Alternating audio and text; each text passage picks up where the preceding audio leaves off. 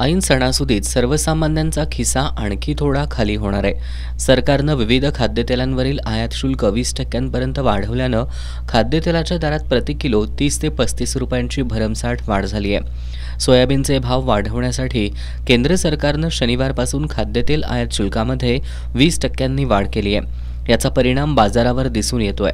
खाद्यतेलाच्या 15 लिटर डब्याच्या दरामध्ये आता 250 रुपयांची वाढ झाल्याची माहिती घाऊक व्यापाऱ्यांनी दिली आहे। एकीकडे कडधान्य आणि भाजीपाल्याचे दर वाढत असताना खाद्यतेलही महागलं असल्यानं सामान्य नागरिकातून नाराजी व्यक्त होतीये।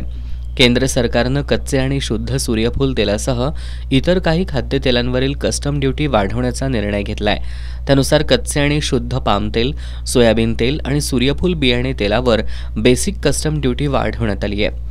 क्रूड पाम तेल, कच्चे सोयाबीन तेल आणि कच्चे सूर्यफूल बियाणे तेलावरील मूलभूत कस्टम ड्युटीचा दर आत्तापर्यंत 0 होता। म्हणजे या तेलाच्या आयातीवर कोणतंही आयात शुल्क नव्हतं। आता ते 20% करण्यात आलंय। तर सूर्यफूल तेल, पाम तेल आणि सोयाबीन तेलावरील मूळ कस्टम ड्युटीचा दर आता 32.5% करण्यात आलाय। यापूर्वी हा दर 12.5% होता।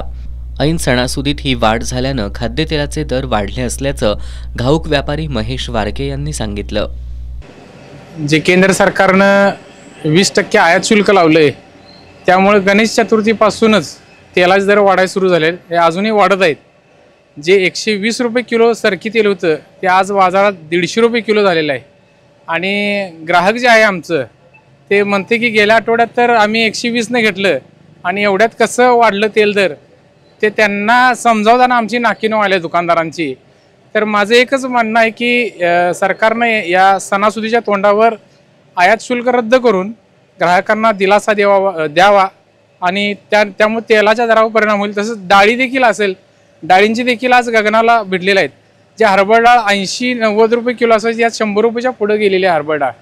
आणि त्यामुळे ग्राहकांच्या खिशावर याचा भार पडलेला आहे आणि सगळ्यांचंच बजेट आता मध्यमवर्गीय असतील, कोण श्रीमंत असतील, सगळ्यांचंच बजेट या महागाईमुळे कोलमडलेलं आहे। धन्यवाद। या महागाईवर सर्वसामान्य नागरिकांमधून नाराजी व्यक्त होतीये।